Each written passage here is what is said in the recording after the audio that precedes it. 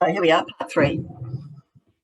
And we're focusing on the mobilisation aspect, putting it into practice today and trying to really concretise it.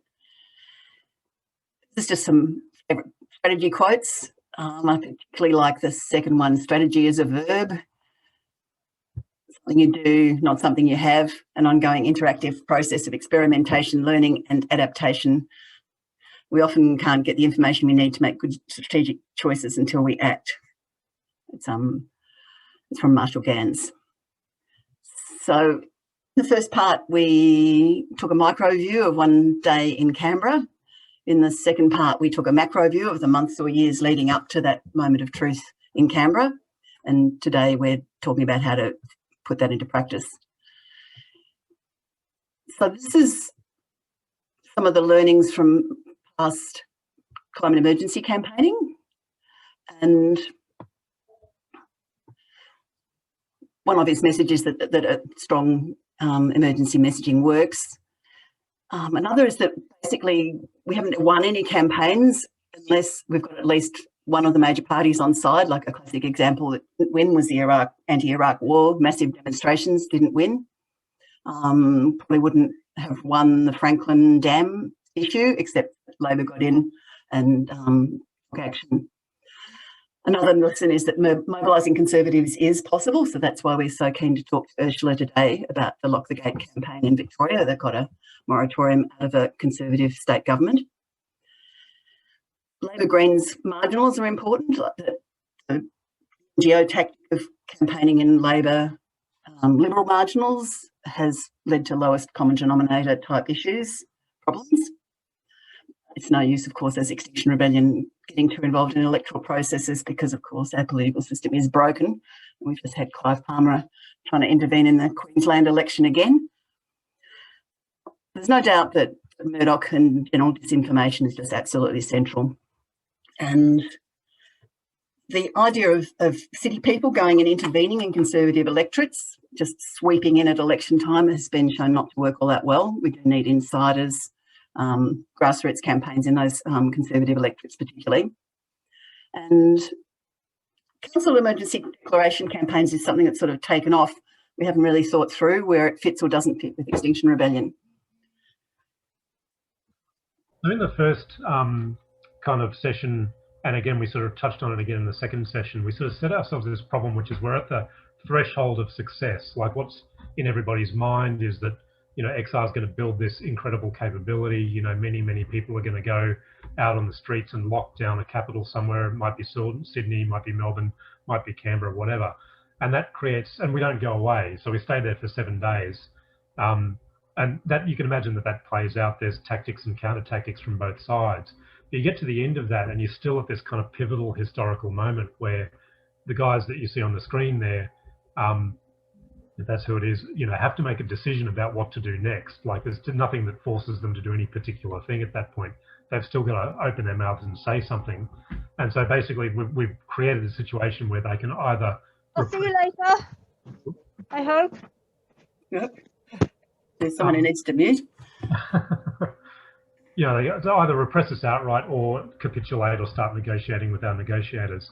And the point about that is that they have to make that decision within, you know, their own minds, but they are stuck within a network, which is what we've sort of sketched out there, of different influences. And if they do something that's intolerable to that network, they can easily be thrown out. And indeed, we've seen that happen, you know, like I don't know, 5 times or something now in the last sort of 10 years. So basically, the disposition of all of the elements in that network has a strong impact on whether or not the movement succeeds or not, even if we do all things that we say that we're going to do, like get a huge number of people and lock down a capital. So basically, this is a sort of a basis for analysis to go, well, what does that tell us about what we do up until that point? You know, how do we predispose that system to do what we want? And one of the things that we looked at is, okay, well, which of those things that underpins ScoMo and Dutton, you know, you've got these boxes like the Parliament and the Party and the Attorney General, you know, believe it or not, their own political conscience, you know, nothing like what ours political conscience would be, but it's there nevertheless. The question is, well, what could each of those things do reasonably in order to kind of make that ScoMo and Dutton just that more likely to go, you know, you're right, you know, we give up. And that's really, you know, that's a start point for the sort of the next step, which was that sort of backcasting critical path kind of exercise. Now, of those, you know, for what it's worth, you know, I think a few people have looked at different things with this. I started out thinking political conscience was going to be a critical thing. I think it's still of importance, but minor importance. I think the interesting thing is that essentially a parliamentary revolt is actually one of the most likely ways that we will win. You know, there's now lots of support on both sides of the chamber for climate action, but each of those groups is paralysed by the elite of their own party. But again, that's, you know, that's a theory, and it's something that we need to continue to just watch and evolve with, you know, as reality unfolds.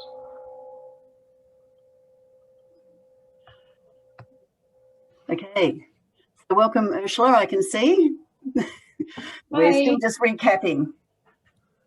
No worries. All right, so this was, yes, this is the moment of truth, the day where Scott Morrison and Peter Dutton have to decide whether to repress us or give in to us. And a similar but related way of looking at is that our broken political and economic system is held up by a number of pillars of power. That's, broadly speaking, some of the things that Andrew was just talking about.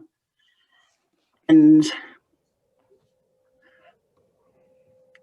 we need to do something with them, whether it's pushing them or pulling them is one, depends on how you look at them, but we've got to do something with all those pillars of power.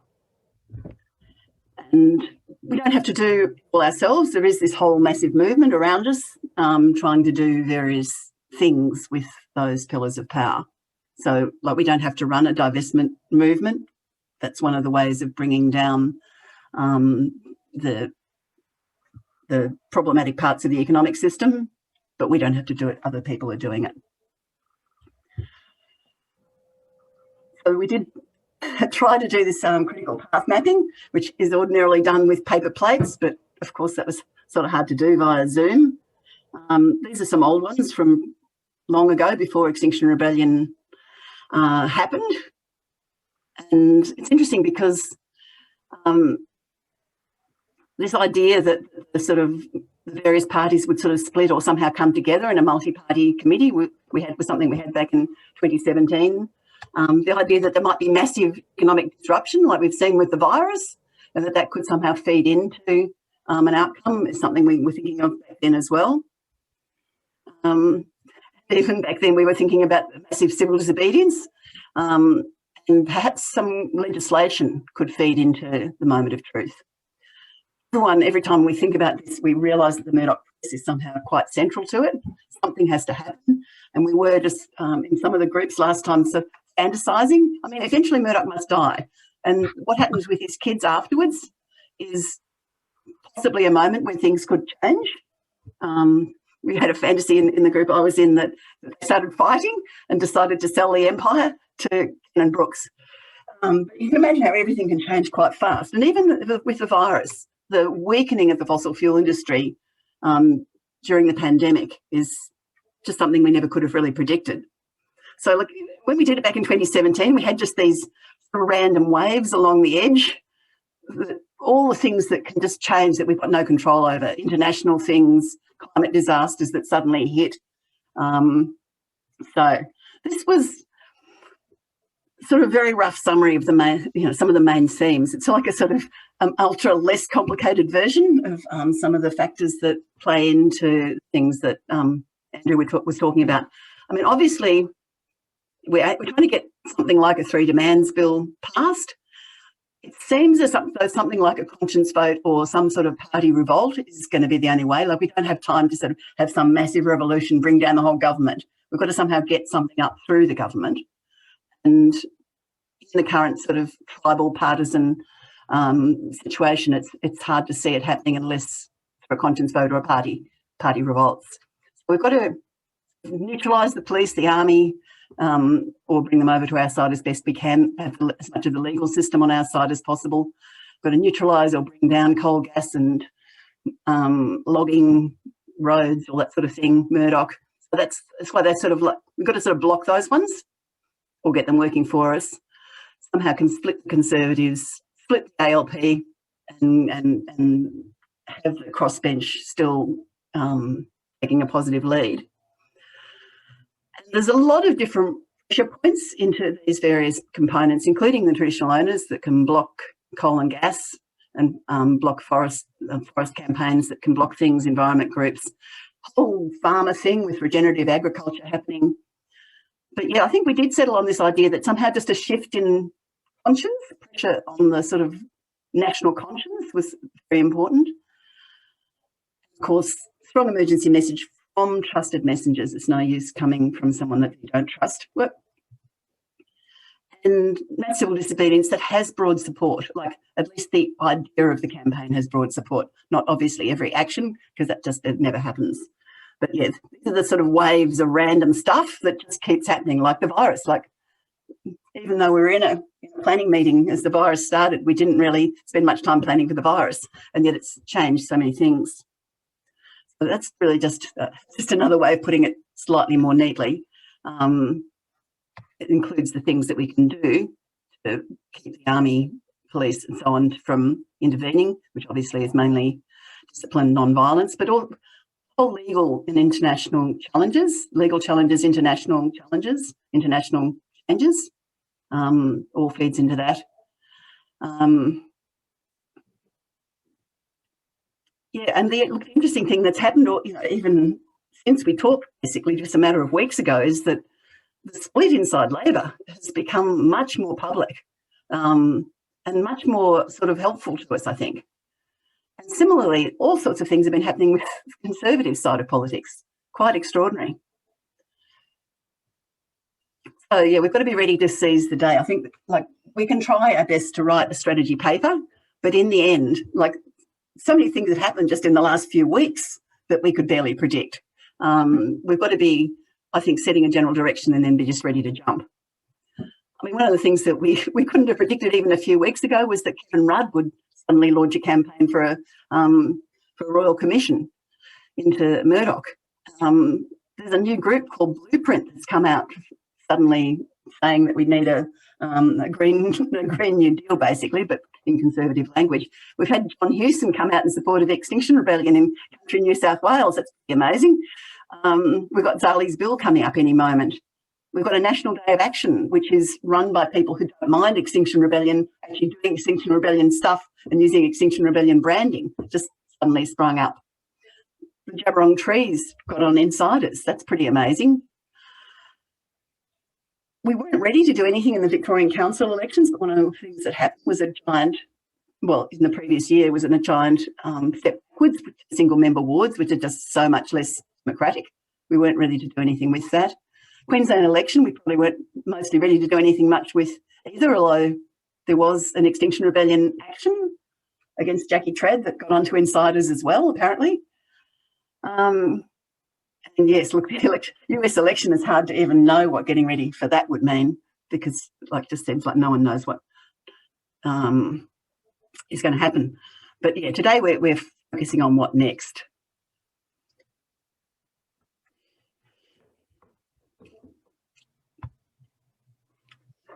What we're going to do is start by hearing from Ursula in conversation with Andrew George, and hear the story of Lock the Gate in Victoria.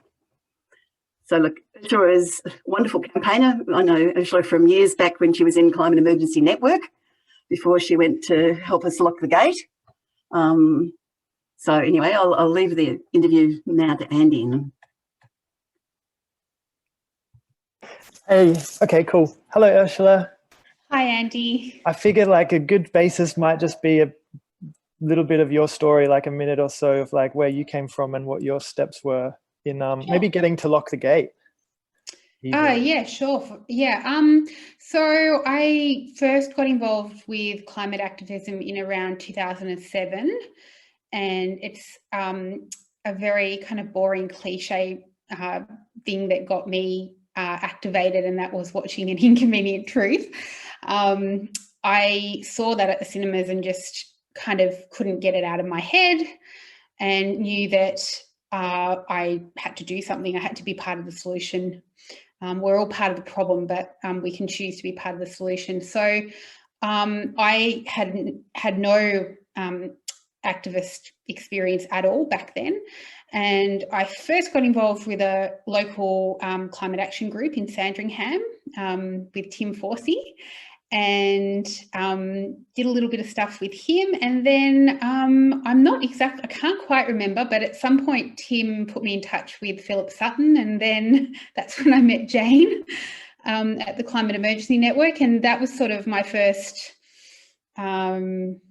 experience doing really anything, and being involved in organising the climate emergency rallies were awesome, and got to work with much more experienced people and just learnt a lot about how to organise. And this is all just as a volunteer, of course, but I feel really lucky because I for some reason just kept meeting people that were willing to teach me things and skill me up and spend time with me.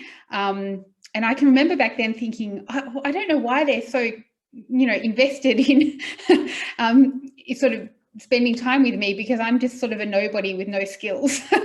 And that's sort of how I felt back then. And so fast forward to now, a lot's happened. So I ended up moving to Gippsland, and I found out that the village that my mum lived in, called Poowong, which is a small dairy town in South Gippsland, was under a licence for coal seam gas. And that began my interest in that whole issue. And so we started the group CSG Free Poowong, and we were the first community to run the survey in Victoria, and we were also the first community to declare ourselves coal seam gas free. We had a declaration day in February 2013, and we made a human sign on the Poowong Oval spelling out "We are CSG free." There were 600 of us. It was a 40-degree day. There were no drones back then, so the plane was late that was taking a photo. We were spraying people with water, and yeah, I mean, that was sort of that was a big step for me, because I essentially organised that day. And probably 2 or 3 months before the declaration, I saw that Friends of the Earth were advertising for a paid position. So it was a joint position between FO and Lock the Gate. And I applied for it, and then I ended up doing that for about 6 years. So. Oh, that's epic. Beautiful. I think that's inspiring for people, I would say, like just how you can go from, you got to start somewhere, and you've made a big impact so far. Can maybe you explain, because I didn't really know much about it, about the main, the surveys? That's like a big part of Lock the Gate, isn't it? Yeah, it's I suppose it's our backbone strategy, I would say. Without it, all the other strategies were built around that. So we had a lot of arguments, obviously, as to why we should not frack Victoria. But the big one for us was that there was no social licence. And the terminology that we used in the survey was, do you want to, so I'll use Poowong as an example. Do you want to declare Poowong coal seam gas free? Yes, no, unsure. In that particular survey, we had 95% of people that said yes. And of that remaining 5%, we actually only had 2 no's. The rest were unsures. But the wording was really, really key. And during my time with Lock the Gate was the first time I really started to grasp how important the narrative you use actually is. And we were not asking them for permission. We weren't saying, please do not frack our community. We were saying, you are not going to frack our community. We have removed the social licence for you to operate here. You don't have our permission. We're not going to allow it. And it just changes things nearly immediately, because there's sort of something really empowering about saying you need our permission, as opposed to this style of campaigning that was probably more common 10 years ago, but still exists, where we sort of ask our government if they can do the right thing, please. And so I think that was really powerful. And a lot of the people that I was working with were obviously very conservative. They were country folk. They'd never done anything like this before in their lives. It was pushing themselves far out of their comfort zone. I think the biggest learning curve for a lot of farmers that I worked with, and again, it wasn't something I'd ever really considered, was for the first time in their lives, they were questioning whether they could trust the government. And that's huge, because that had never really occurred to me. I've never really trusted the government. Maybe it's how I was brought up. But for them as farmers, they've always felt that they were a valued member of our community, of our economy, and that the government respected that, and that they carried a bit of weight. And I think the realization that the government was basically saying, well, we're going to come in and frack your farm, whether you like it or not. It is an awful realization, particularly for older people that have sort of carried that belief their whole lives. And so I think those people in particular are my heroes, because when you have to make that sort of shift, it's hard. It's definitely not easy. And so many of them did it. And I think it took real bravery. And it turns out that farmers make excellent activists. So. Oh yeah, can you just speak to that for a moment? Why they make excellent activists? Yeah. I think because if they say, having worked as an activist in Melbourne and London as well, I actually went to London for a little while and worked with Climate Camp UK over there. So comparing it to Melbourne and London, I think with country folk, it takes them a little bit longer to warm up, but when they are in, they are in. And when they say they're going to come every Wednesday to a meeting at 5 o'clock, they are there every Wednesday at 5 o'clock. So their word is kind of more solid. And that commitment is really strong. I still think even in Melbourne, there is a lot of fluctuations in people's commitment for various reasons. But I found that the communities I was working with with Gippsland, once I'd earned their trust, once we had a good relationship, they were all in.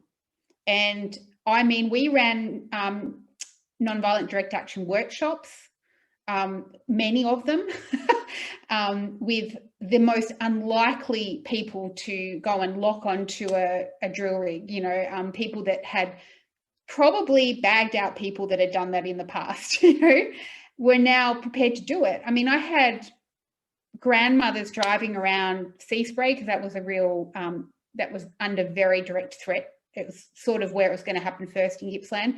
I had grandmothers in that community driving around with lock-on devices in the boots of their cars, you know, and that didn't happen overnight, but that's where we got to. Once the commitment's there, it's solid.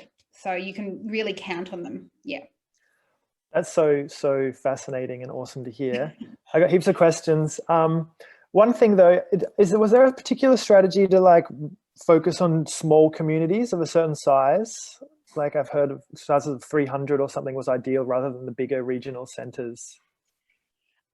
Yes and no. I'll answer that question in two parts. So in terms of the survey strategy, yes, we tried to stay small. Having said that, we did have a couple of really big surveys. I think Melbourne North surveyed over 1,000 people.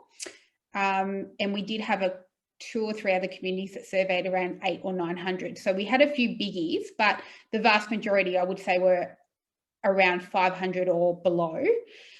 So in terms of the survey strategy, yes, it only really worked in small communities.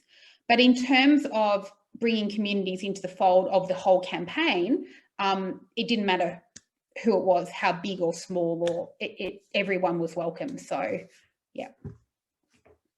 Okay, fair enough. And what was the process? So you had these surveys that was done through people door knocking. What was the other general flow of like mobilizing the region? Yeah, I think I also probably need to point out that we never sat down with a map and said, these are the communities we need to target. These are the communities we need to get on board. And that might surprise some people. And there's a reason for that. It has to be driven by the community. And if you're swanning in, as some NGOs do, and I've seen it with my own eyes, into small rural communities and you're telling them what they should be doing, it just doesn't work. So our sort of snowball effect was quite organic. So we held a lot of town hall meetings. So the first thing we would do is a town hall meeting where we would play a film about the threat, but also about the opportunity to stop it. That's really key. I can touch on that later. And then at the end of the meeting, this really clever little question that I can't take credit for, it came from Annie Kia, who is just brilliant. And so you've just played this film, and we would have 2 or 3 expert speakers in an array of subjects. It might be health, it could be a geologist talking about, the environmental impacts of this. It could be a climatologist. It varied. We had lawyers from what was EDO at the time who did most of our meetings, so their legal rights, your legal right in terms of locking a gate. So we'd have 2-3 expert speakers and this film. And so at this point, you've got maybe 100, maybe 300 people sitting in town hall feeling pretty depressed and terrified and disempowered. And they're thinking, I don't want this to happen here, but am I the only one that feels this way? We all do this. I know it's crazy. It's a human trait. So we're all sitting here thinking, well, I'm horrified, but maybe everyone else in this room, everyone else in my community isn't. And this is just, this one question changes the game. So myself or a community member, if we had the right person, would stand up at the end and say, would sort of give a quick explanation of the survey strategy and say, just out of interest, can I get a showing of hands who here in this room would like to declare this community gas field free? And this is where the magic happens, because people put their hands up and then they look around and they realise they're not alone. And you look around the room, and of all the hundreds of meetings we did, I would say we never had less than 90% of hands up in the room. And people realise they're not alone. And then they realise they can stop this thing because they've got the support of everybody in that room. And so after that, we would have a follow-up meeting, usually 2 weeks later, in which we would launch the survey in that town.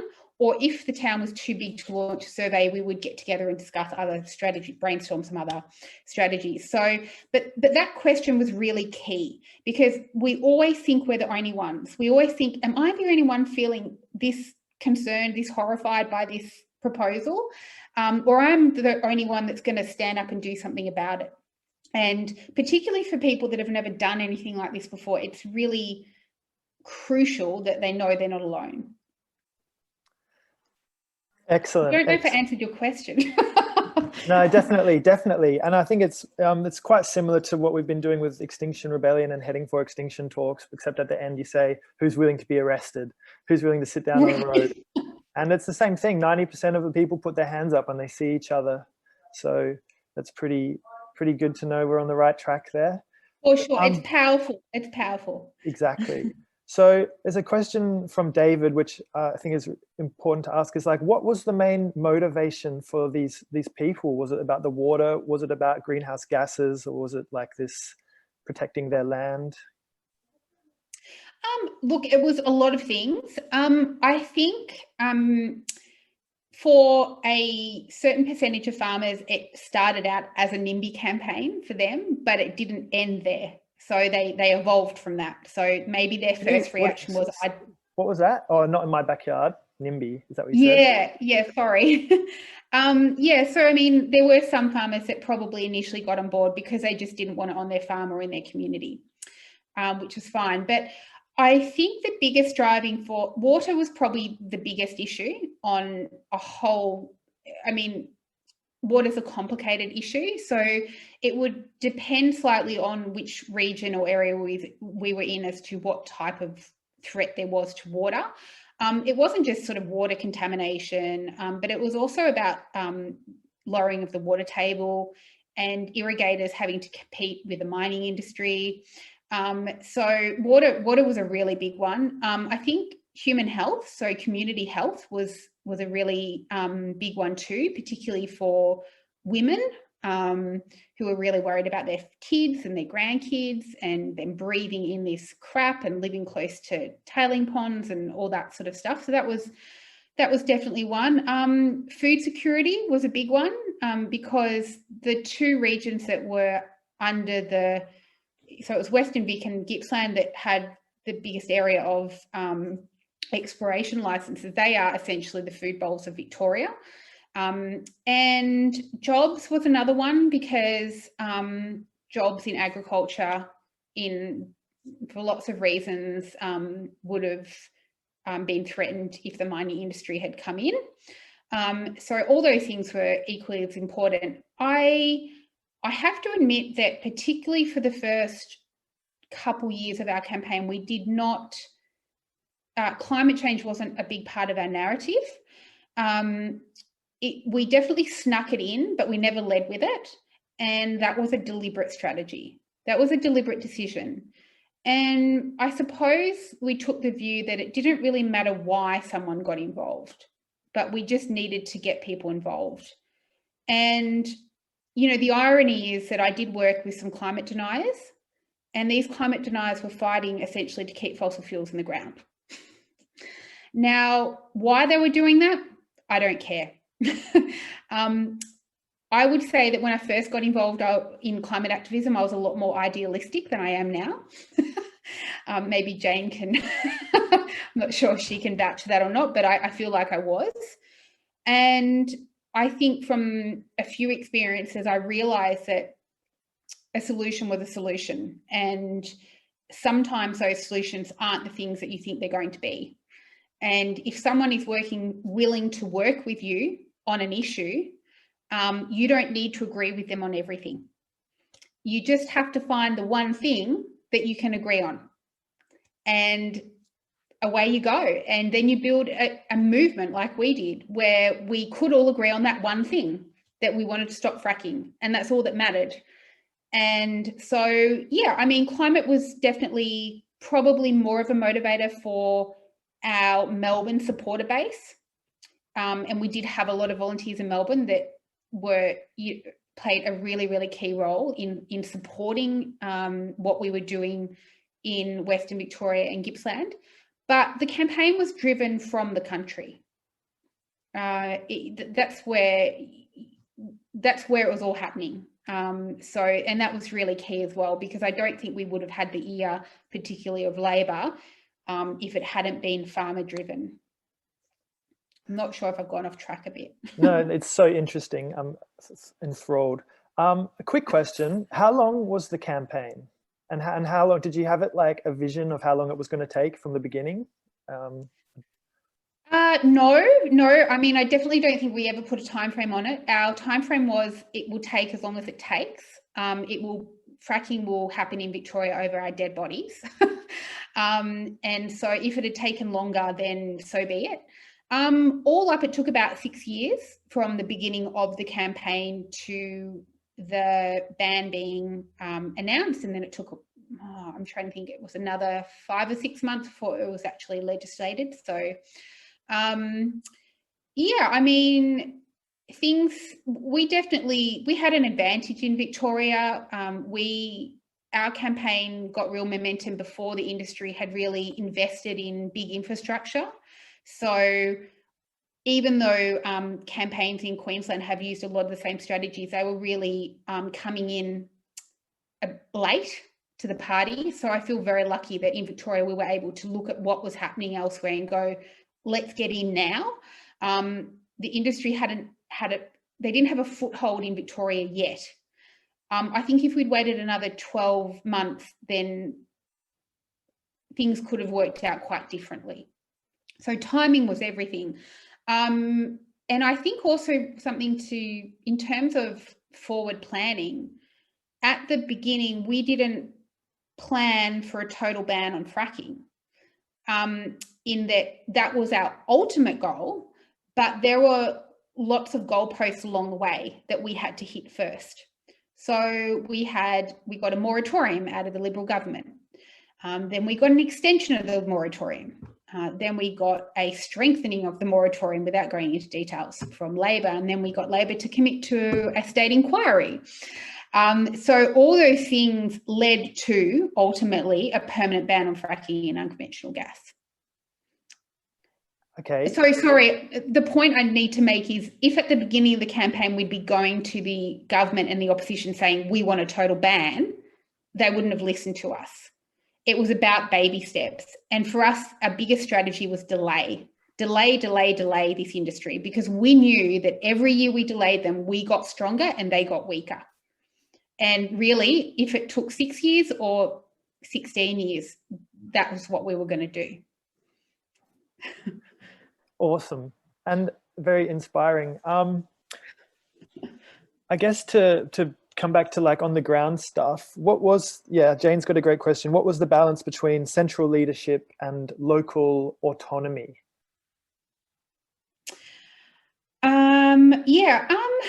I would say because I was working for Friends of the Earth, and Friends of the Earth probably one of the most, well, Friends of the Earth are non-hierarchical anyway. And one of the reasons I love FO so much is because we didn't have to make it known that we were involved in a lot of the things that we did. So, for example, our logo barely appeared on anything ever, which definitely made it difficult for fundraising. But it was very important to us that even when it was us working with those communities, that it always came from them or appeared to come from them.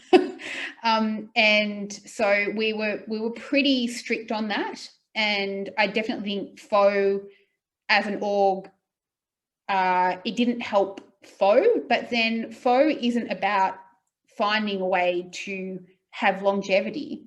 FO wants to be so successful that they don't have to exist anymore. And I think that's quite different to other orgs that I've worked with. So that definitely helped. And so it meant that, so I'm reading the question again. Balance between central leadership. Yeah.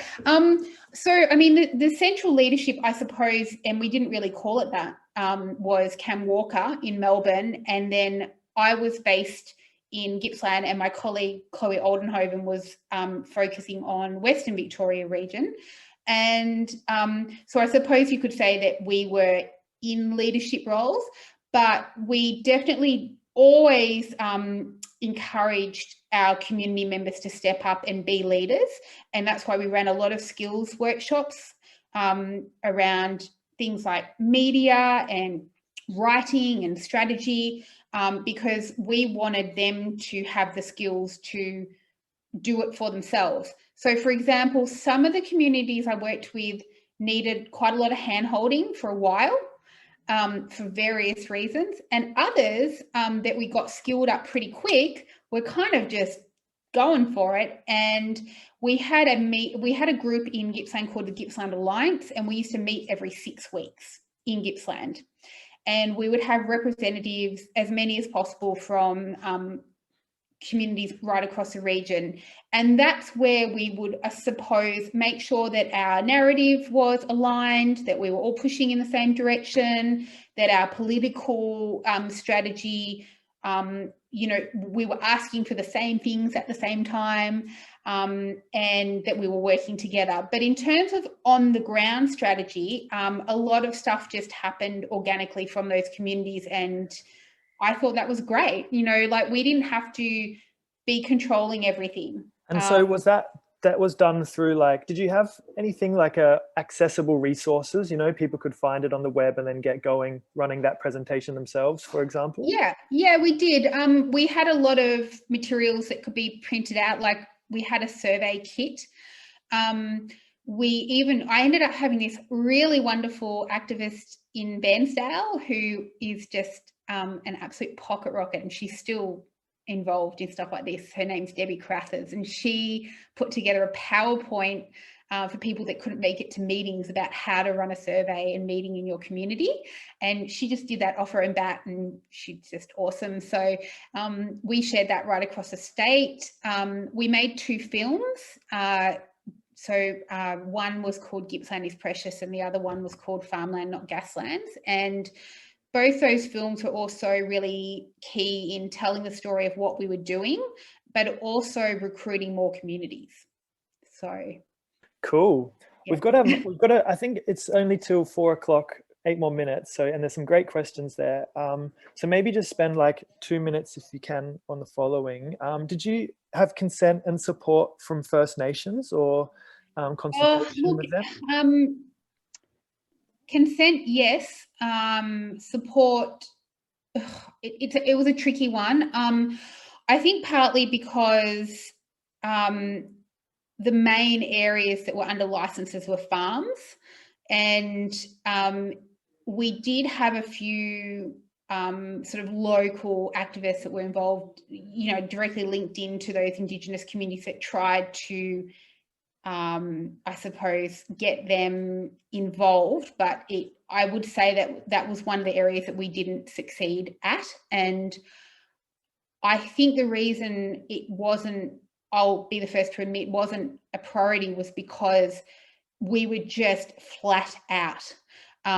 It's not a good excuse, but I mean, I had town hall meetings every weekend for 2 years. There are periods where for 6 months I worked 7 days a week. I could not keep up, and Chloe was the same, with the amount of people that wanted to get active. And so that's probably why that didn't become a priority for us. Yeah, that's okay, fair enough. And I think, I mean, the point that it was the farmer's land is pretty apt. I mean, these days, the farmer's land. 6, 7, 2 presentations every weekend for 2 years. Here I am thinking Extinction Rebellion will be over in like a year's time. I think, so a question here, which I think is really interesting, is like, what are all these groups doing now? What about the energy that was mobilized? Did that lead on to like further activism or other things like that? Yes, in some cases it has. So the lady I mentioned earlier, she's actually a key person in the Stop Kelbar campaign in East Gippsland, where they're threatened by this just horrendous mineral sands mine in a region called the Fingerboard. So if you guys aren't familiar with that, look it up. They've got a website, Stop Kelbar, Kalbar. So Debbie and a lot of the farmers that I worked with are the key people driving that campaign. And there are quite a few that were involved in the gas campaign that have linked in with other climate networks, probably yours, I would imagine. I can't think of anyone off the top of my head, but it wouldn't surprise me. Western Vic as well. There've been, I know there's a couple of farmers in Western Vic that have run for local government. Yeah, I mean, I think a skilled up regional Victoria is always a good thing, because I feel like all of these communities, if anything threatens them ever, they've got the skill set now to get active. They don't need someone like me anymore. You know, they know how to do it. So, and we've had a couple of other campaigns in Gippsland that Lock the Gators are involved in. There's another one in Bunyip where they're trying to stop a mega quarry, the Bunyip North mega quarry. So that's another one. Hanson Mining are trying to get up and running. I've also worked with another little group in a community called Labatouche that actually won a campaign in under 6 months to stop a waste plant being built in a prime dairy region. And again, there were some key Lock the Gators involved in that. So I think we can really see that once people have those skills and once they feel empowered and they realise that they actually can make a massive difference, that whatever might come their way, they're going to get active a lot quicker than maybe they would have previously. Yeah, it seems like it. Jane's asked, and I've heard about this legendary story, the day that the farmers were going to ride up Burke Street, where the bite was bigger than the bark. Do you know about that? Yeah, for sure. Well, yeah, we never got to do it, which is kind of good and slightly disappointing at the same time. Yeah, so we kind of we were coming up to an election, and the Liberals were trying to find holes in the moratorium, and we'd had some exploration work continue in sea spray, like they were flaring off wells. They weren't technically fracking, but they were doing some other naughty things. And we kind of knew the timing was really good because I think the election was, I can't remember now exactly, maybe 1 or 2 months away. And so we also knew that they really didn't want to be seen as anti-farmer. That was kind of their worst nightmare. So we had organised for 6 horse riders who were farmers from Sea Spray to ride to the steps of Parliament and deliver a pledge that had been signed by around 600 people in the Sea Spray community that they were prepared to do whatever it takes, including non-violent direct action, to stop fracking. And Trevor Flint, who was one of our main farmer spokespersons, was going to deliver it on the steps of Parliament. And we obviously had all the media. We had an embargo, you know, we were going to have all the media there, and they were just, the media just can't, like, you say horses and they're like, yep, we're there. You know? And so we told the government we were doing it, and we said that if they didn't extend the moratorium to include all exploration work, that the ride was going to go ahead. And 24 hours before the ride was meant to happen, they extended the moratorium. They didn't want to lose after the confrontation. No, and I mean, we had everything organised, like police escort for the horses. We had the 6 very special horses picked out that were going to do it. We had the horse truck. I'm a horse person, but it was a lot of organising. Yeah, so we thought, okay, we won't go ahead because they gave us what we wanted, but we'll pop that one back up our sleeve, and if we need to use it again, we will. And we didn't, but yeah.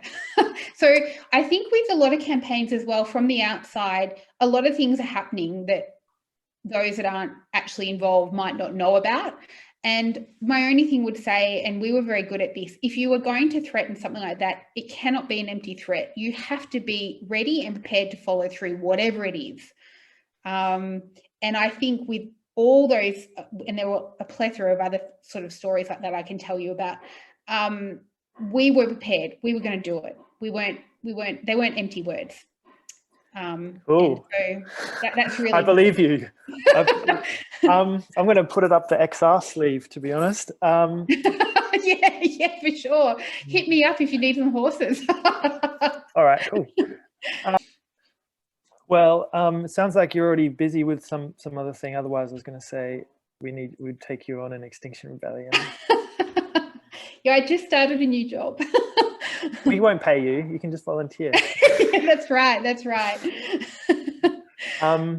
Well, I don't know if you've got more time to hang around. I know the schedule was to get on something else at 4 o'clock. Jane and Andrew? It's not that much of a pressure. It depends on actually whether you actually need to be gone. No, that's cool. I can answer a couple more questions. That's fine. One of the ones I was wondering about, like, obviously you were burning out. Were the local groups burning out, or did you manage to sort of protect them from burnout? I think we were better at protecting them than we were at protecting ourselves. I'm talking about myself and Chloe.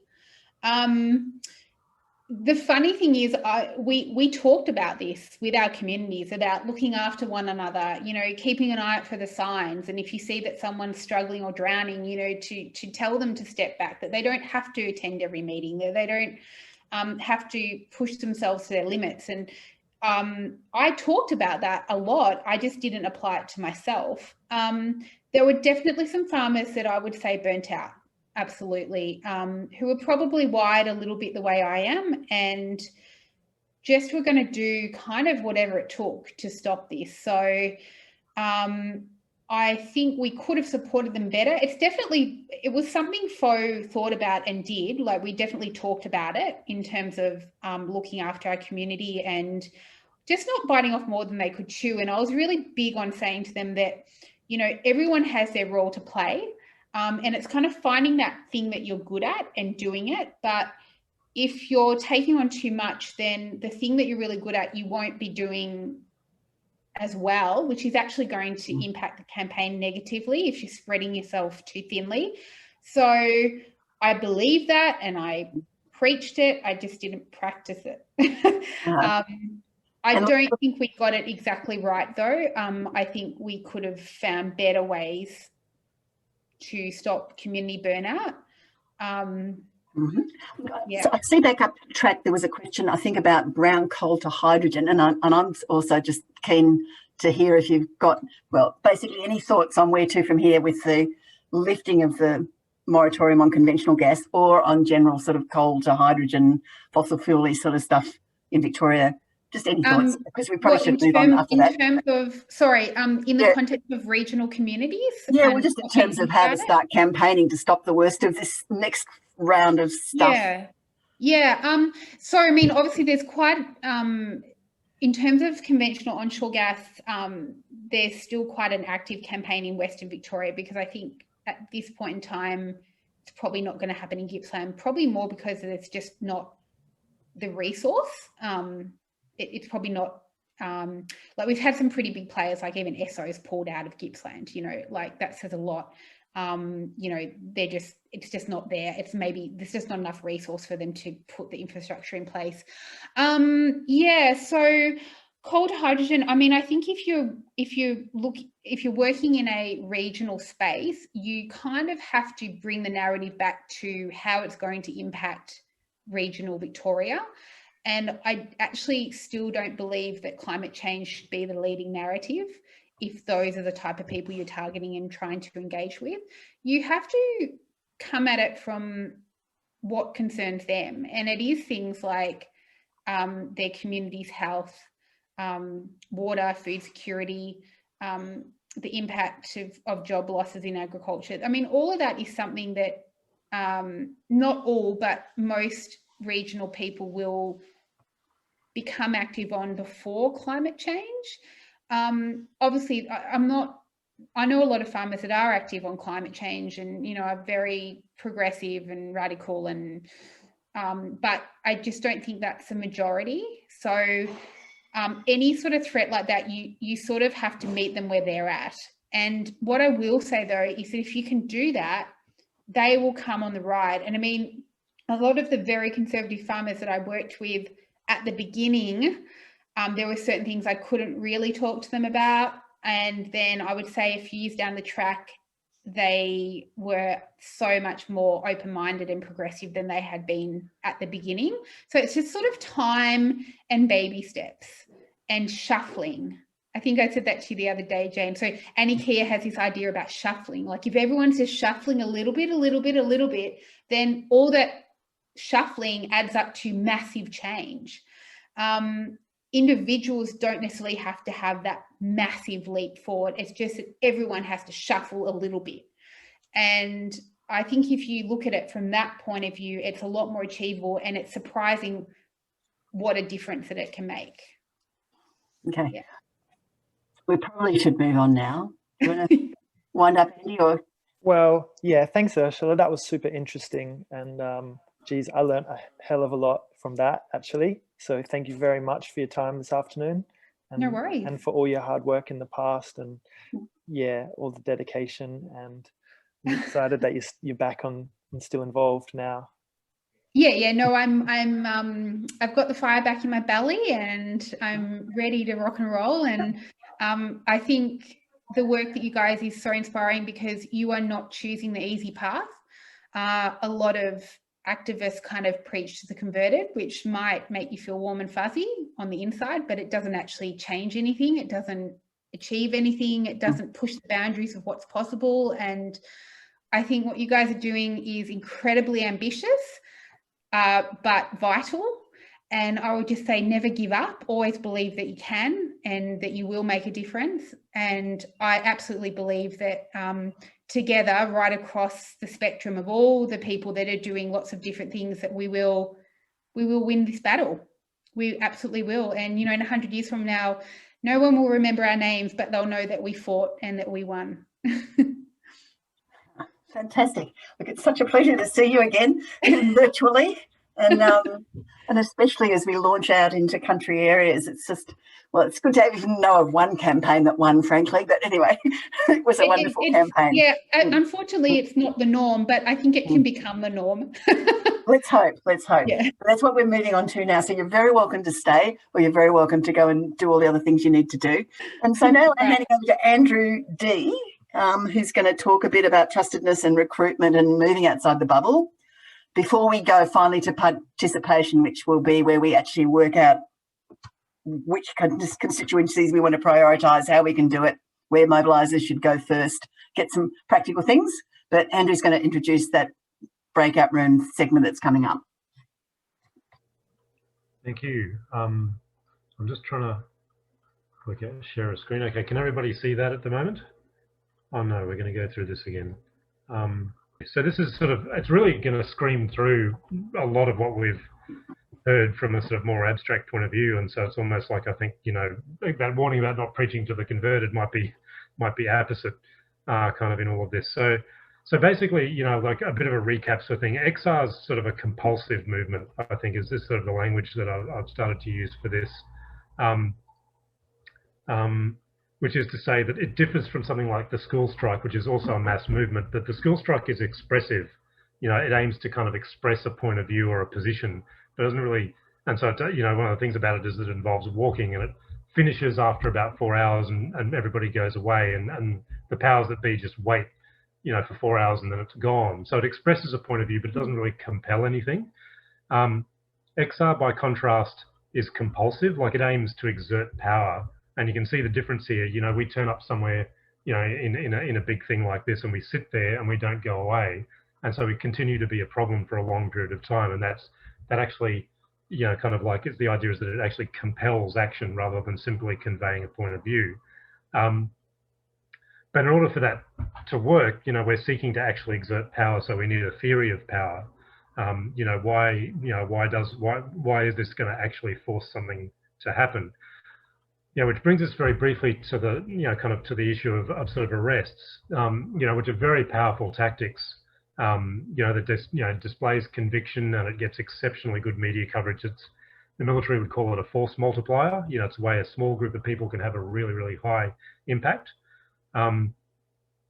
And so you can there's this idea around about social cost that, arrests are, sort of mass arrests will directly levy a non-violent social cost that's so potent that it will simply overwhelm the will of the denialist consensus.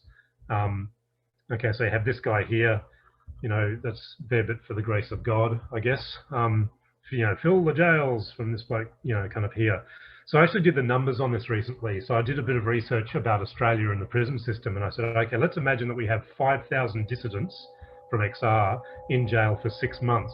And if you get the figures off the web, that will cost the government about $270 million, which is fantastic. That's 0.1% of the federal welfare expenditure annually. So they basically can raise that money by sending all of their employees at home like 20 minutes early on Friday. Now, we don't even put 5,000 people on the street at the moment, let alone have 5,000 of them willing to go to jail for 6 months. So the point there is that in and of itself, in terms of the money that goes along with that, it's not really that big a threat. It's other things about that are threatening, and particularly the kind of inspiration and the legitimacy and the growth of the movement. So this leads us to a slide that I've put up a few times, but it's always worth going back to, is this whole idea of people talk about the 3.5%. It's like if we can get 3.5% of the population on our side, we're going to win. And Chenoweth doesn't say that. She says you need 3.5% of the population like on the streets, which is still a massive number, like it's nearly 1 million people in Australia. But behind that, you need a whole heap more tacit support, like out in the community. And she sort of says that broad-based campaigns are more likely to call into question the legitimacy of the opponent. Political cost of repressing a few activists that are easily labelled extremists are much lower than repressing hundreds or thousands of activists who represent the entire population. And that's the key concepts there are not the numbers, it's legitimacy and a large section of the population. So that's really the commodity that we deal in terms of XR exerting power. It's the legitimacy, and this is why the farmers are so powerful, right? Is that they're at the heart of so many, kind of narratives within the status quo. And if the farmers decide that they no longer support you, then you've lost this incredible sort of pillar of legitimacy. So that sort of, the slogans I think that come out of that for XR is that we need to be large enough to compel and too respected to suppress. And that's how we win.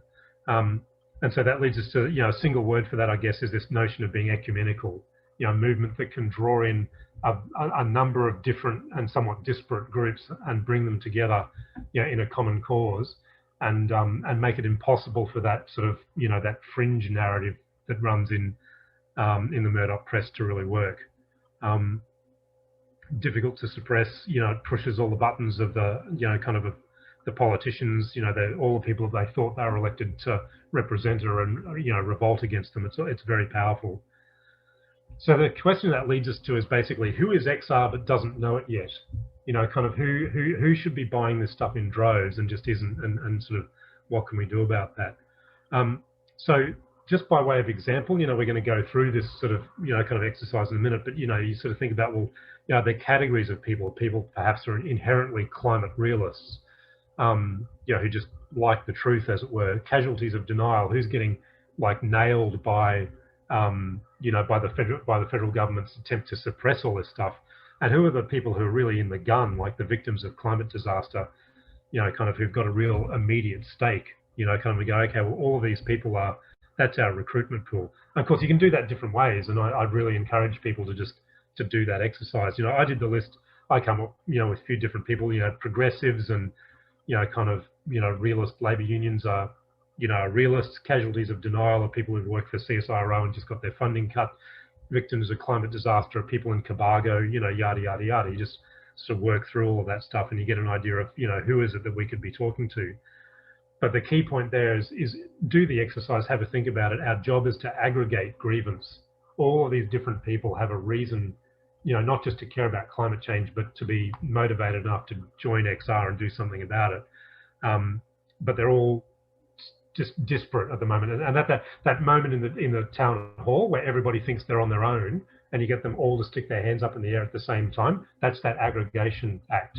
And it's a game changer where resistance goes from being atomistic to being aggregated. That's when you've got power. So the question is, how then do you recruit an ecumenical movement? What do you do about that? And I think the key, there's lots to say about this, but one of the keys is just this issue of trustedness. It's kind of, people are likely to sort of stick themselves on the line if they're with people that they trust and they're being mobilized by people that they trust. So who do you trust? And again, that's a question for everybody. Ask yourself, who do you trust? Well, it's people that you know, for a start. It's people who are like you. It's people who can project, kind of credibility, so they can be different to you, but you go, look, I trust this person on this issue. And the other big one is people who can modulate their own agendas, people who are prepared to do a bit of give and take. As it's much easier to trust somebody who's in that sort of relation of dialogue where they give and take, rather than somebody who charges in and goes, look, this is what we're doing and here's why. And sort of as an exercise, I went, well, okay, if we look at those people there, like how many people do you trust those guys? You look at those, okay, would I get in a car on a dark night with one of those guys? Well, probably not. As on the other hand, you're sort of walking through somewhere and this person here says, hey, would you, kind of you get chatting, would you like to come in for a cup of tea? You go, oh, maybe I would, maybe I would come in for a cup of tea. So even just like looking at these people for a moment, you just go, right, there's some people that I'm less inclined to trust, maybe some people I'm more inclined to trust. How about these people? Do you trust them? Are you walking past their house and they go, hey, can I just pop in for a moment? We'd like to talk to you. They're much more trustworthy than the guys with the guns, right? Now, the point about that is that this person here is equally capable of killing you as the people with the guns before, like she's trained to do it. But you've met her in this very different context. And you go, yeah, no, I reckon, that's that. I'd respond to that. I'd go, okay, yeah, what do you want to talk about, sort of thing. And the final thing is sort of, well, how about this guy? Do you trust that guy? Well, maybe not entirely, but at least a little bit. He looks a lot less threatening than the person before. And then you look at who he's with there, and you look at the graffiti in the background. So the punchline with all of this is these are all images from the ADF in East Timor in 1999. So they're all the same people doing the same thing, which was preventing the sort of Indonesian-aligned militia from slaughtering people. So there's two other key points that comes out of that. When you think about trusting people, how you meet them is really critical. Like, what do you see first? Do you see the guys busting out with the rifles, or do you see, kind of the woman helping the baby? That woman had just helped the East Timorese lady give birth, I think to twins, and that was what that photo was. So how you meet people has a big impact on sort of how you trust them, and also how you see them interacting with others. If you see them interacting with others in a friendly way, then it's much easier they're much more approachable. If you see them interacting in a threatening or hostile way, you go, wow, I don't want to be anywhere near that stuff going on. And that's the sociology of it, sort of thing. So what that then leads us to is a kind of like this issue that sort of the medium is the message. And so we have to be very judicious about that. So if we look at these guys here, so I'm not sure if that's an XR process, but it's a process somewhere. You look at those people, they're very brave. They're probably right. They're probably people that I would agree with. But what's their recruitment pool? Well, in Australia, it's probably about 600 people, right? That's a full-on thing to kind of, for people to see and go, yeah, that's the movement I want to join, right there. You look at this picture here and you go like, who are these people here? Well, they're also brave. They're also right. But it's a much lower bar for people to get over to join that mob on the right, who are XR, by the way. I mean, that's Rupert Reed you see with the megaphone there. So that thing about like kind of, the optics of our actions is, for a lot of people, that's what they see first. And that's going to be an impact on how they decide. They go, I wonder if I'd want to be a part of that. Now, again, that's not to say that we shouldn't get arrested. It's not to say that sometimes we won't get thumped as well. But the point about that is essentially about being judicious, about how do those things serve our aims. And that brings us to a point that came up actually sort of in a meeting the other day, and I hadn't thought to put it this way, but somebody pointed out, and rightly so, that in a movement like, say, XR, there's this tension between militant radicals on the one hand, for want of a better language sort of thing, and then sort of liberal reformers. And he said, there's always going to be that tension, and, movements are about, mediating between those two things. And my response sort of off the cuff was actually, look, that's true, but it's not actually the right, basically it's a false binary. That's not actually what we need to be thinking about. And the destiny of this movement won't be written in terms of like, working out how that stuff plays out. I think the real binary is basically whether or not we choose to adopt tactics based on preference, which is to say largely on our relationship with authority, or whether we choose to adopt tactics based on strategy, which is to say an idea of cause and effect and what will work and what will not work.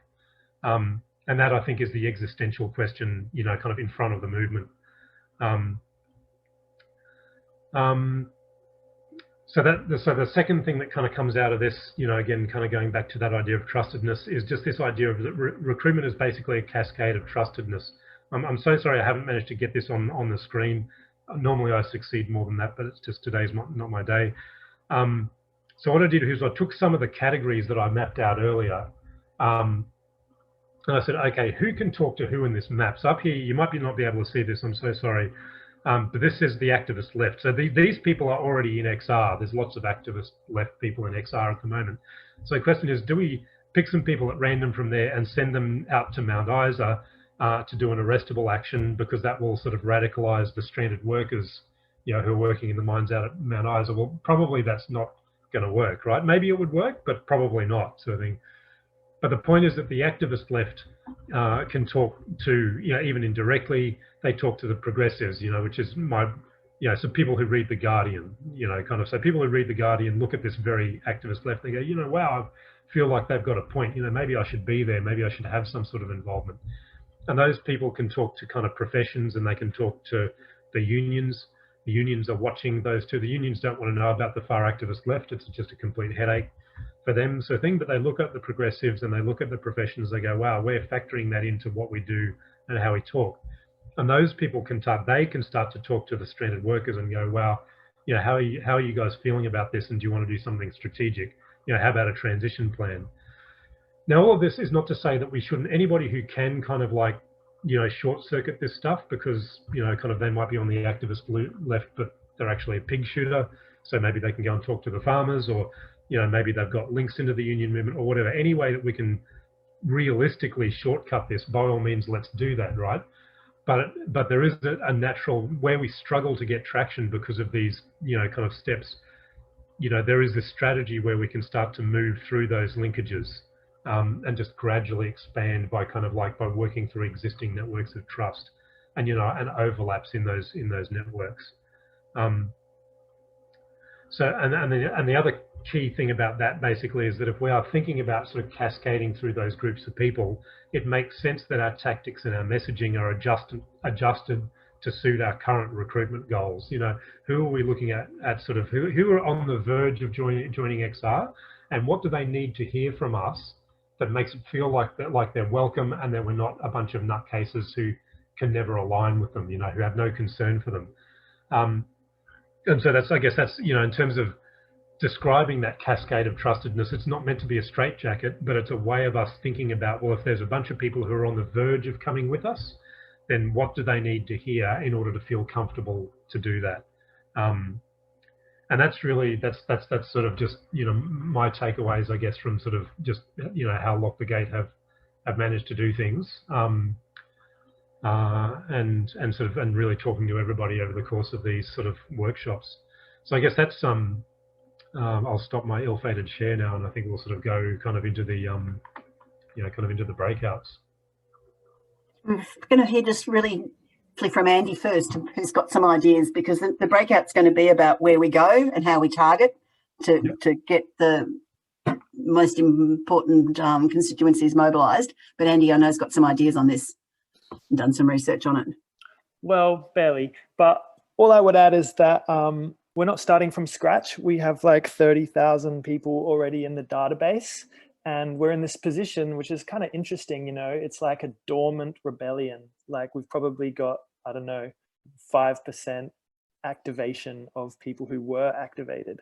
So it seems like a kind of logical that maybe the first step is to re-engage those people. But what I will just show you quickly is the signups by postcode, so that you can get a feel of where that is. So these are like the top 50 or so maybe postcode signups in Australia. You see in Victoria, they're all areas that had XR groups. So Brunswick has 390 people in one postcode, Coburg, Northcote, 300 plus people. So thinking about like the current mass mobilization plan, you have a local group doing civil disobedience action and focusing on action and mobilization, you know, on a recurring basis. You could have, and thinking about ideal numbers of people being involved, that doesn't become so onerous with general meetings. Like you almost have multiple groups per suburb. Looking to New South Wales, and then so they're all inner city, except we got Ballarat is one of the top ones in Victoria. In New South Wales, Lismore has the top, and that was also an XR region, Northern Rivers. Canberra, Katoomba, the Blue Mountains is massive, and then you got your typical kind of inner west suburbs, inner suburbs of the city, but also Taree, and that's where the Mid-North Coast group is. So mostly in the city though, and then also some regional areas. And as we know, most of the regional areas of the coast of New South Wales got absolutely devastated by the fires as well. Tasmania, Launceston is huge, Hobart. WA, I think they're mostly inner city, Bibra Lake, I'm not sure, probably. Queensland, it's the city, and then you got Cairns as well. And then there's just these postcodes here are like non-specified from, it's like a relic of when the group started and didn't have more high resolution. But just to put that out there, that like are hotspots and are inner city. So well, generally in a city. And the idea is to get these groups re-engaged as a bit of a priority, but that's one approach probably that's worth thinking about. But then I think the rest of the discussion and what Ursula mentioned and everything is also really interesting. So that's all from me for now.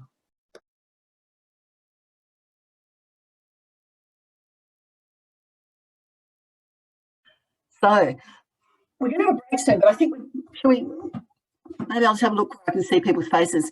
We've got in theory, we do the breakout room and then have a break.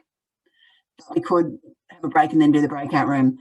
So if you're really... Jane, Morton and Liz and Rob and I were in the group, and we talked about Rob's going to be calling up existing groups. He's going to start doing rebel ringing on Call Hub.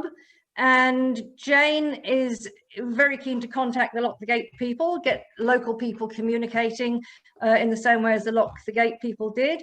Liz Glab is talking about a very safe Liberal seat, Josh Frydenberg's seat, where she is, and she wants to talk to local groups, and she does a lot of random conversations, picking on people and just saying hello, and she's got a couple of invitations to talk to Rotary groups, and that I think is something that she wants to follow.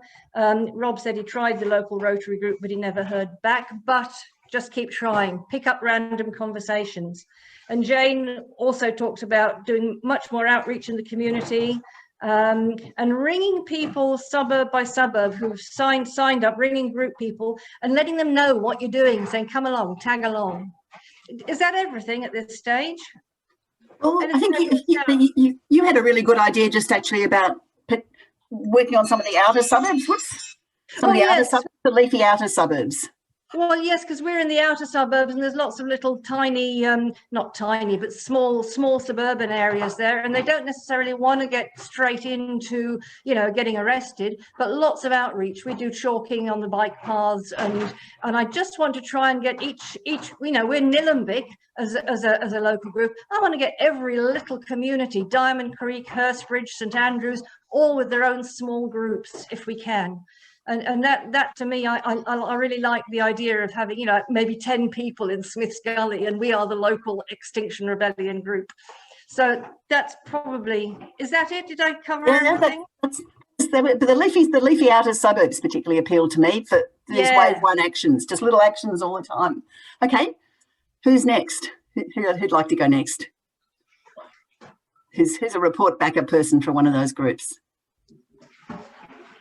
I'll go if nobody else wants to. So we basically said, we sort of listed through and went, okay, basically already signed up. The 30,000 people are already signed up. Obviously, we should re-engage with. I think everybody agrees with that one. Looking at family networks, we had one of us actually had done that and had sort of organised the family networks, and looking at ways of sort of chaperoning those people into the movement in a way that works for them. We sort of there was a proposal for your sort of personal guardian reading network, like people who ought to be XR because of what they think, but they just can't quite get over the bar. You know, there was a point around sort of like inviting related groups, you know, into kind of XR actions and working out how to do that. And then we started a good discussion about sort of professional colleagues, which is sort of moving into, you know, your sort of like work networks. And we just started a great conversation about, well, what do we need to do to get those reluctant joiners who should be here but just aren't quite there? And the two things that came up were that the actions had to be credible and that they had to be fun. And we sort of started talking ideas around what that looked like. And everybody, you know, we had a few different ideas, but that was sort of, I think, a shared sort of vibe, I guess, around that sort of being credible and being kind of fun, not dreary at all. So I think that's where we got to in our group. That's good, and that's about 1 minute. Congratulations. Who's next? Tim? Thanks, Jane. Yeah, we had a pretty good chat in our group about rebel ringing as well, uncontacted sign-ups in particular, and as an extension of that, getting people into organising positions who currently are not involved because we're pretty thinly spread. We also spoke about reaching out to, I guess, groups that are more revered in our society in regards to this issue. So we spoke about contacting the beekeepers in Tasmania, the key group, the Australian Firefighters Climate Alliance, which is a small collective which is trying to gain traction online, which is firefighters from around the country who are on board. The Farmers for Climate Action, FCA, and moving into the XR youth area by getting mobilising school groups and getting those groups involved in the level of activism that we're on as well. That's all.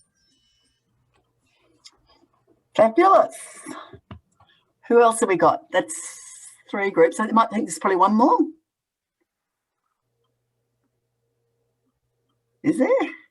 Serena, were you taking notes or? Okay, I've been dubbed in. Okay. No. The question was, were you taking notes? I did take notes. Yeah. You might have been. You might not have been taking notes. So we talked a bit about the sort of linking up movements. The movement of movement stuff that XR has been involved in, and the importance of creating coalitions across climate movements. We talked about the Lock the Gate crew and the importance of working with people who already are up for it, if you like. We talked about churches. Simon or others, do you want to add something to that?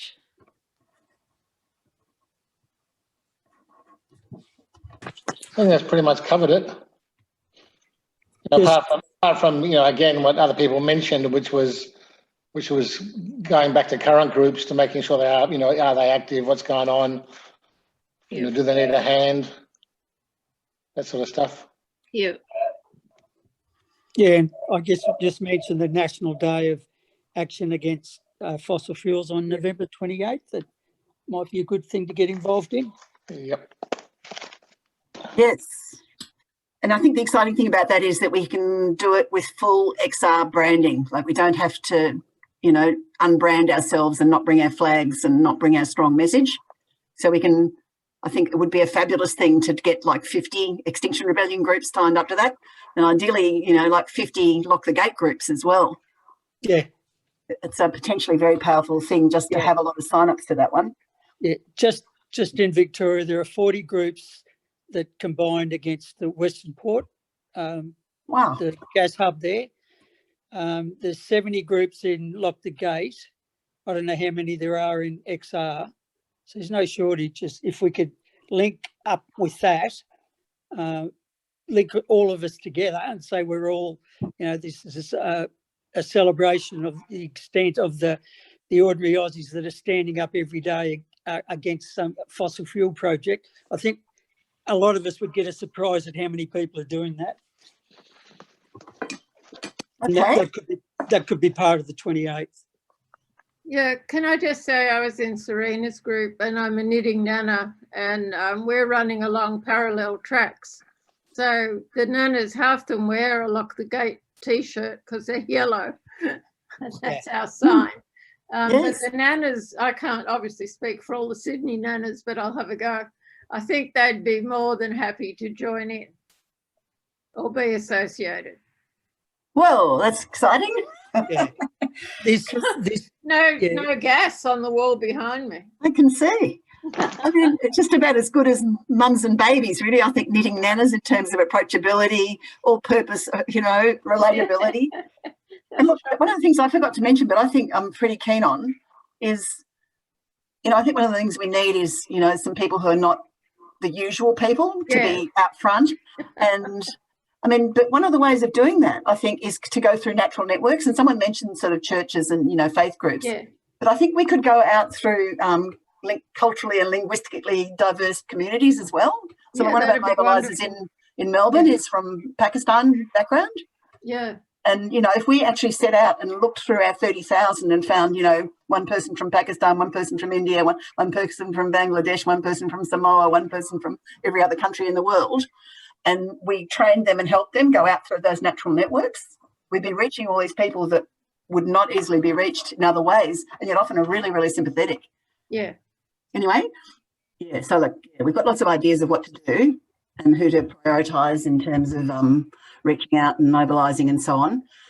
Yeah, none of it's going to get done unless we that with a sort of to-do list. Yeah, Liz, you put up your hand? Yeah.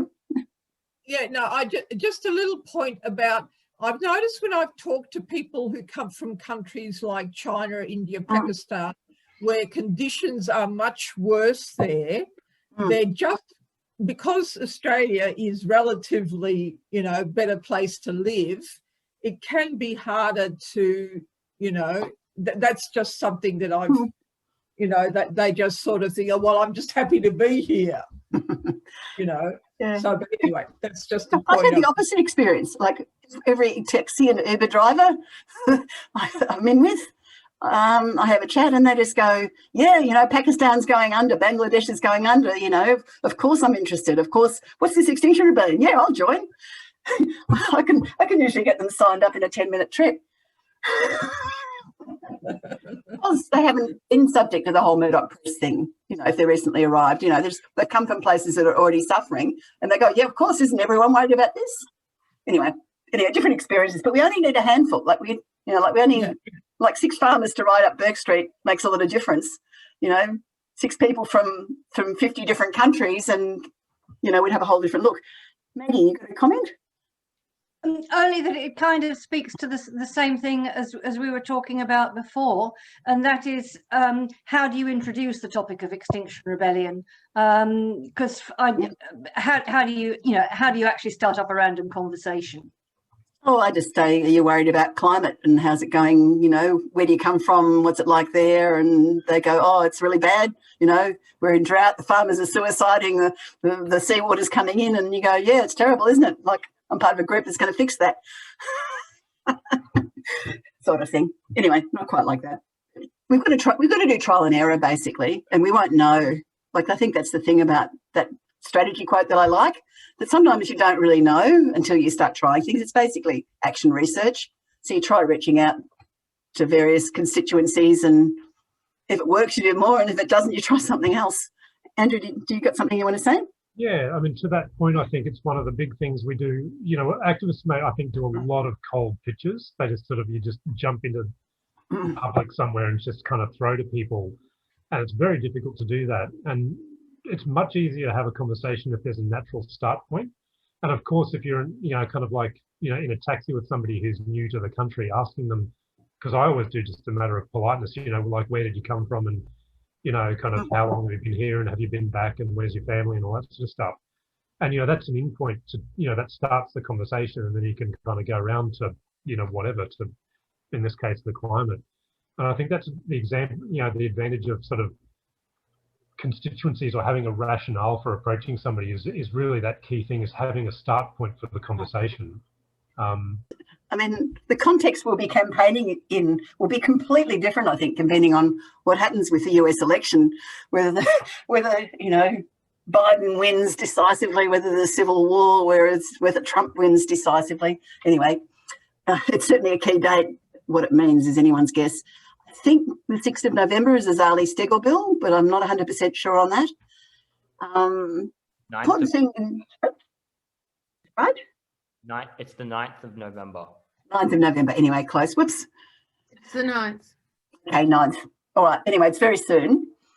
Well, the interesting thing with that is it does mean that our Wave 1 actions, well, in Victoria at least, I think there's quite a few places that are going with November the 7th to do some local actions. So, I mean, the thing that seems to work is basically ringing people up and saying, do you want to get re-involved with your local group or involved with your local group? We're doing a low-key local action on November the 7th.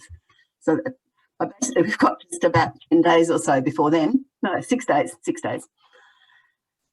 And again, all around the country, we're going to do little city-ish actions. Somewhere between, I think, late November is Western Australia, early December, a lot of other states, because we're starting from lockdown, it's the 12th of December. Again, like it's great to have a specific date to invite someone to. Then things that are coming up are obviously a bushfire season, which may be milder because of the La Nina, a Western Australian election, drilling starting in the middle of next year in Victoria, unless we stop it, possibly a federal election next year, and also the UN Conference of Parties in Glasgow, like could not be better for Extinction Rebellion UK in November. So we've got, I think in the next exercise, we're just going to really look at what we can do between now and Christmas, because, you know, so many uncertainties. Let's just see what absolute first priority things, that we can do to mobilise as many people as possible before Christmas, and ideally before the actions, the Wave 2 actions in late November, early December.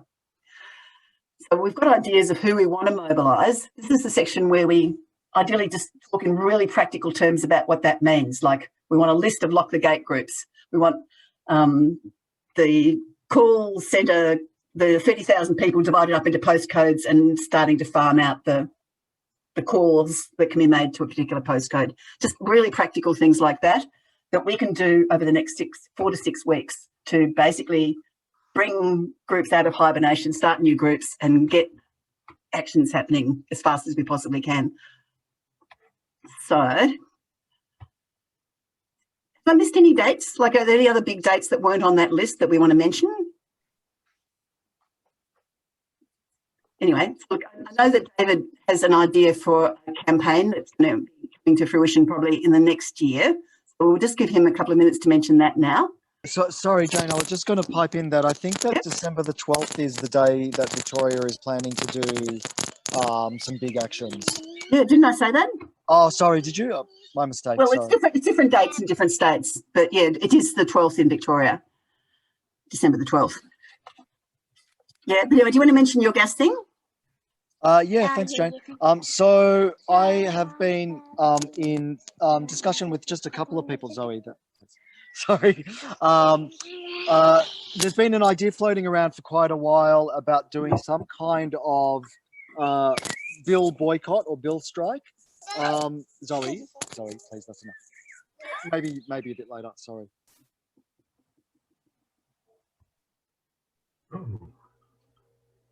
Looks like it's a bit later for us, not a bit later for Zoe.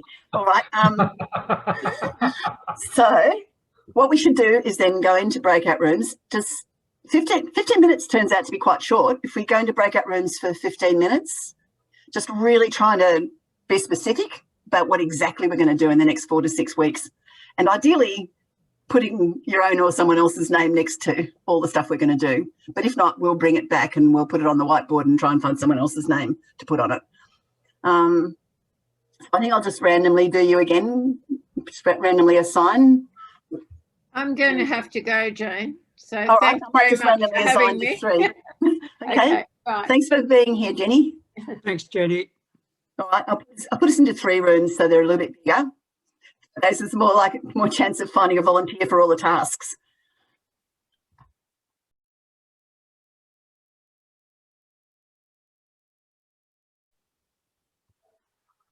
David wants to go first. Cool. Go for it, David. Thanks, Maggie. Oh, what's going on here? Oh, okay. I'm going to write it. I'm going to try and write it. Many thanks to Maggie and my group who gave me the mandate to talk about my idea in the time that we were supposed to be feeding back our ideas from this session. But apologies for the interruptions, and I couldn't actually deliver what I wanted to say. I'll be really quick. Gas bill strike. So the idea is that we get masses of people to make a public announcement and defer or completely refuse to pay altogether their gas bill. So this comes out of discussions that have been happening in Victoria, at least I know, for some time about, you know, diversity of tactics, and in many civil disobedience campaigns that have been successful, some form of economic non-cooperation has always been part of the strategy. And so the problem has been in our discussions that you can't do an electricity strike here because too many people are on green electricity. Can't even think about doing a tax strike because our tax gets taken out of our pay automatically. But now we have a clean target, and that's gas. The government are fully in the pockets of the gas companies, so we can target the gas companies by, at the very least, getting thousands of people to delay their payment until like the second notice or the notice of disconnection. At which point they say, you know, very publicly, you know, we're going to delay our payment for a month or 6 weeks or whatever it is, and depending on your level of commitment, you might say, actually, I'm never going to pay my gas bill again.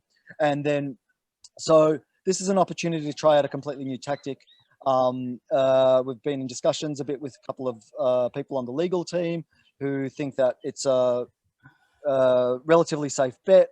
And we're also in discussions with other groups, so more established NGOs who might have a role to play. So this gives us an opportunity to spread our tentacles and spread the movement's connections by doing legal components to the action and civilly disobedient components to the action.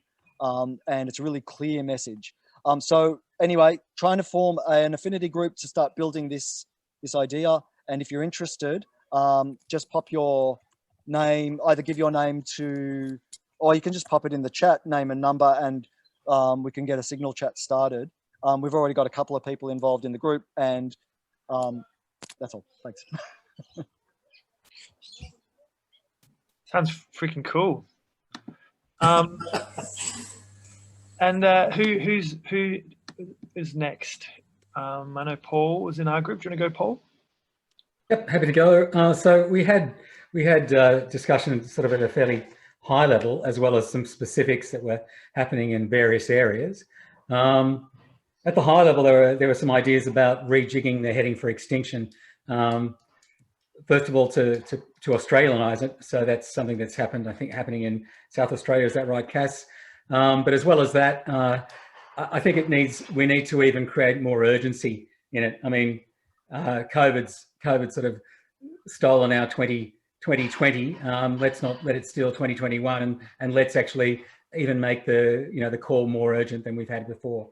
And with some pretty strong messaging in that heading for extinction talk. So we thought that was pretty important, and also that as people come on board, they've got something to do, whether that's smaller actions, which are not so risky, probably green and potentially amber, but not red actions, but just to basically exercise our rebel muscles before we're called further afield and to our capital city. So that was one of the ideas there. The other thing which was quite good is Tim's Victoria training, and what they've done is that they've, as a little bit of an antidote to the structure, bigger structure in a branch, whatever, is helping people as to how to form affinity groups, and basically small groups that feel empowered to take whatever actions in many different ways across across areas that may normally not have actions, and not wait for the big ones to occur, but to take things into the hands of the small group. So part of that is to understand how we can, and I've not been to the training, but Tim, you correct me if I'm wrong, is that we need to understand how we can how we can do the mini mobilizations, get people involved to do actions, even if it's small, but let that grow, and then let that coalesce into branch structure or even state, then national structures as well. So I thought that was an interesting idea, and Tim was saying he's really focusing on that. Yeah, I think the other thing is we just we've been sitting around talking for a long time. Just do something, just do something. You can't just let it. Let's not belly button gaze for much longer. Just get out on the streets, do something. Have us here. Whether it's it's what you're capable of, what you think you can do. And the other thing is be prepared to be a rebel for life.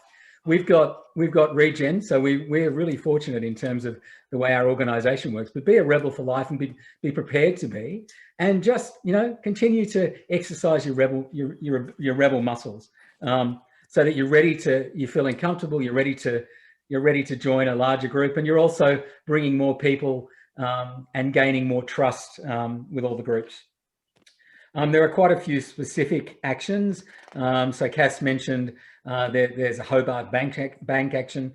I think that was, I've got the 2nd of December, is that right? I've also got, there's a number of actions up here on the mid-coast.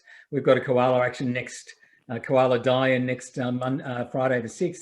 And there's also we're hoping to get a lot of rebels and a lot of different organisations to the Newcastle coal port blockade on the 12th of December. So that's a big action. We're hoping to get 150 kayaks out, stopping the flow of the coal port in Newcastle on that 12th of December. So that's coming together there. There's some other specifics which should I mention? How do I mention?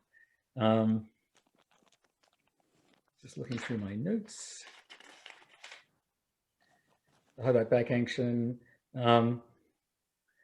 Also, so in some cases, it's also a matter of building up as well for looking forward to 2021. So I think that was some of the views, one of the views. But yeah, we also think that we've got to do something. Thanks, Paul. Talking's been good, but let's get on with it. Definitely. And who was next? Who's from another group to report back? I guess I suppose I can't remember what group number I was, but I was doing the scribing for our group. Thanks. So I don't know whether to go through sort of by name, as it were, but like Liz was basically doing sort of small actions in the local suburb and just ringing around to try and kind of promote that. So just sort of small kind of East Inner Melbourne style things.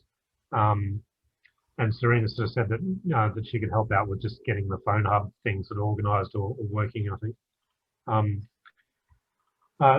Jane had a pitch around sort of identifying kind of sort of knife-edge conservative electorates, or the sort of the worst of the worst, and just supporting climate activism that's already going on in those environments by sort of giving it a bit of a hard edge, so that the Knitting Nana's got kind of a Guernsey there. And certainly, and then the other thing was identify the sort of lock the gate crits and sort of make contact and just see whether there was sort of energy there.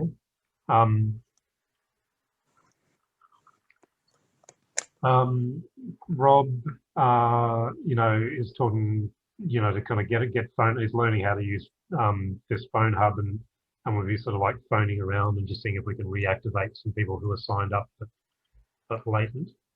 I'm basically doing a bit of an experiment with personal networks to see if I can get people who know me but aren't kind of movement joiners, if I can work out what needs to happen to get them over the line.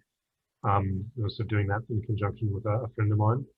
And Serena was proposing doing a sort of a tour of relatives and other contacts in the country to see if they can be sort of activated, or sort of how to work through those networks and start to pitch in those environments.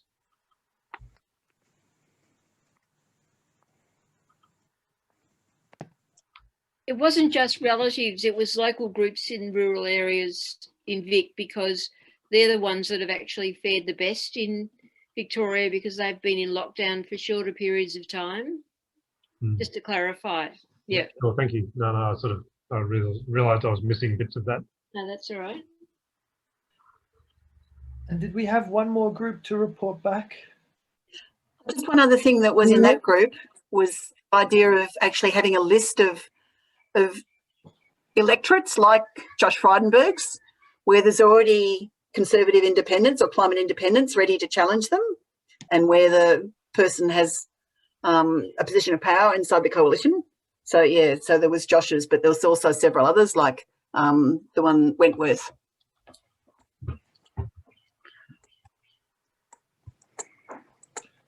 Okay, and just to clarify, was there one other group to report back? Yep. Great.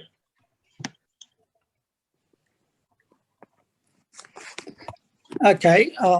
Yeah, one day that's not, or 2 days that aren't mentioned on the screen of that National Day I've been rabbiting on about. I think there's a lot of, and Lock the Gate fits in with that. So happy to work with Jane on that one. But also there's no mention at all about contact with, putting my climate justice hat on here, and no work at all with Indigenous people. And I guess there's an opportunity for, there's an injunction on the trees to the night in Jabberwong trees until the 19th of November. And it's not really known what's happening after that. So having a look at, opportunities there, I guess, is a good one.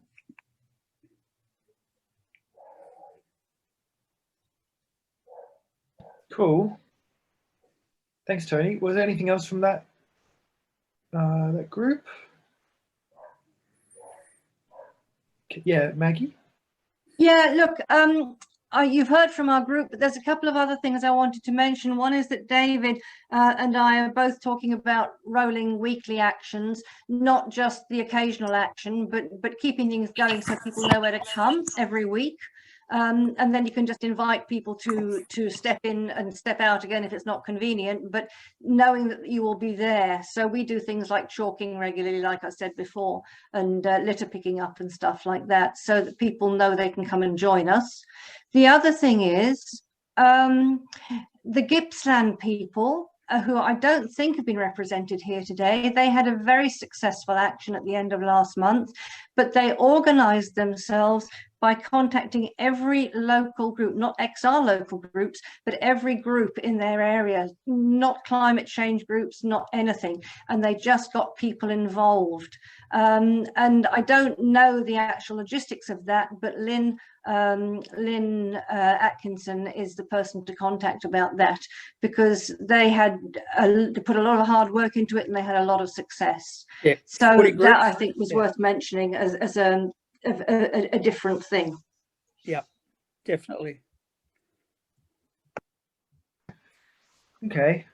All right. Well, it's 5 to 6. I wondered, Jane, if we should wrap it up. Maybe let's have a one-word checkout from each person, starting with the letter of your name. An alliteration checkout.